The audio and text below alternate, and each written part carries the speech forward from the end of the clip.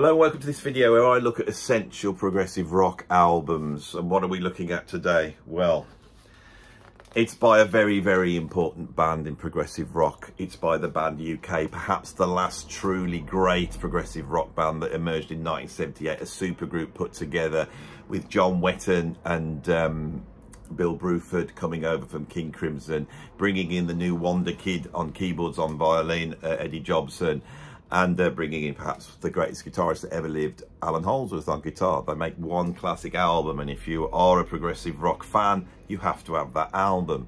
And then Alan and Bill go to do their own thing in Bruford, and a lot of progressive rock fans follow them there. They follow that album with a second album called Danger Money, and the lineup's different. It's a trio now. There's no guitar really. It's John Wetton on bass and vocals. It's Eddie Jobson on violin and keyboards. And on drums they have the incredible Terry Bozzio. Now, me being a big Terry Bozzio fan, when that album, when I got that album, Danger Money, I loved it as much as the first album. And in fact, I've listened to the Danger Money more because of that, because I think because there was a schism going on in this band. You know, I think Bruford and Alan Holdsworth wanted it to go towards the sort of jazz rock thing and get all intense. John Wetton wanted to write songs. And I think Eddie Jobson did too. And John Wetton then goes on after this band to Formation and has a #1 record. Prove that John Wetton had some great songs behind him. And there's some fantastic songwriting on Danger Money. But you may ask yourself, what do you do if you want to sort of get the whole thing? What if you're interested in the second group, which I think is really underrated, but you're also interested in those tracks on the first album? In other words, like me, you want to hear Terry Bozzio play stuff like In the Dead of Night, which I hope he does. Yeah, he does play on this. So I'm proffering this, which is a fantastic album with an awful cover. UK, Night After Night, live. This is truly one of the most awful covers ever made, and that red writing up against the blue is almost making my eyes go a bit funny. I have actually got slightly swollen eye, and I'm doing a lot of videos today, so that's going to be caught on all these things. Never mind. Don't know what it is. Lack of sleep, probably. This here, that UK with those three tracks, it's just the worst thing ever. The back's pretty bad as well. And they look very late 70s, don't they? Very Studio 54. But this is a live album. It's brilliantly recorded. I think like a box set's come out since then, and they've brought out all stuff with Holdsworth on as well, and that's the stuff to go for. I think this was an incredible band, an incredible live band. On here we have Night After Night, Rendezvous 602, Nothing to Lose, which are all off Danger Money. Then we got Alaska, Time to Kill, Presto Vivace, In the Dead of Night, which are all off the first album. We got Caesars of Palace, Blues, and what we have here is the great achievement of three musicians that are incredible progressive rock musicians, but are not, except for John Wetton, of course, with King Crimson, but how can I put this? All go off to do other stuff. Eddie Jobson, of course, was playing in Roxy Music and doing all sorts of different things. But I did feel, in terms of progressive rock, he didn't fulfill his potential. And the reason is because he's emerging in the late 70s, and by the time he gets going and he's played with, you know, Frank Zappa, and he's played in UK, this is the last, you know, cry for progressive rock, and then it's gone. So in the 80s, Eddie Jobson's a bit stuck, trying to flounder around in a musical landscape that really he wasn't suited for, being a virtuoso musician.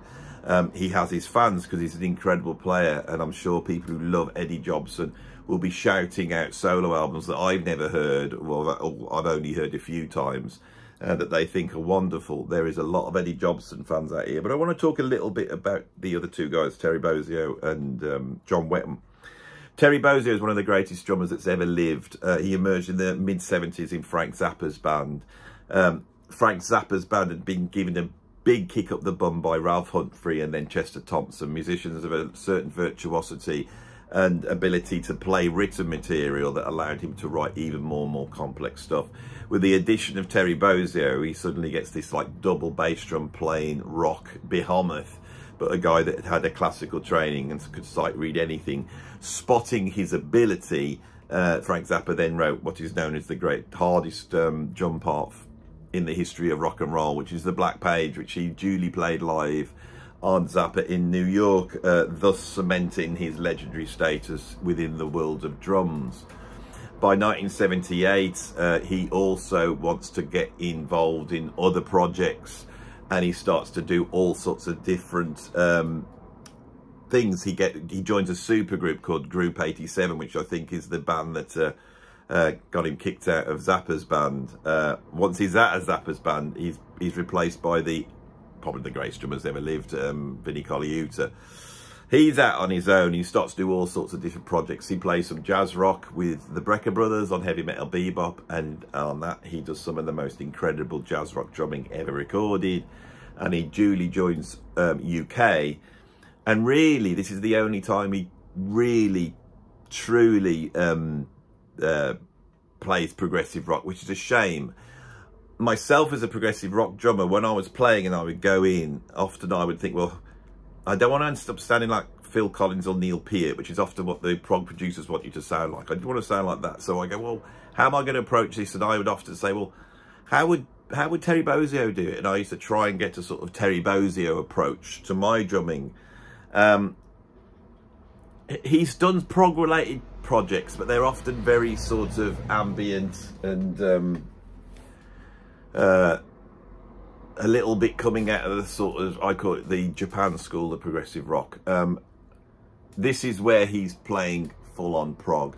In the 80s, he then formed the band Missing Persons that sold about 1 million albums. They were a pop band, very successful amongst a certain audience. And then he spends the rest of the 1980s doing sessions for people like Mick Jagger and Robbie Robertson and Deborah Harry. And I followed all that because I was obsessed by him.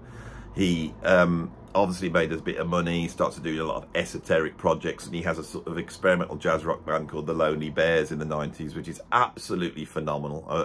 I need to do a special video just about them, I think, at some point. And then he discovered drum solos, and he rewrote the book in drum solos, taking his lead from Max Roach. Incredible drummer. I think I've done a whole video about him. I could talk about him for hours, but I want to talk a little bit about this guy here, John Wetton. John Wetton was one of the greatest prog bass players of all time. He first emerged in, I believe, Family, then went on to Roxy Music. But he knew he could sing, and he had one of the sort of greatest prog voices, and he comes into King Crimson. And King Crimson at that point are moving towards this darker, almost like heavy metal prog sound. But they've got, for the first time, although they had Greg Lake on their first album, he was great, but they've got this fantastic singer and songwriter, and John Wetton really was. And I think his voice is key to the sound of King Crimson in the early 70s. In other words, what I'm saying is his input on albums like Stars of the Bible, Black Locks, Tongues in Aspic, and especially Red, cement him as a prog rock giant, which he is. From there, he goes on to do UK, and with UK, he only cements that. You know, this band here, especially the first album, that's an out-and-out classic. He then forms Asia. He sells millions and millions of records. He goes and has a #1 all around the world, and suddenly he's a pop star. Now, I want you to look at this guy. This guy's not only a fantastic bass player, a fantastic guitarist, not only a fantastic singer, but he was a very handsome guy. This guy was pop star material, right? And so, off the back of Asia, what happened? And it's a terrible shame. I met John Wetton a couple of times.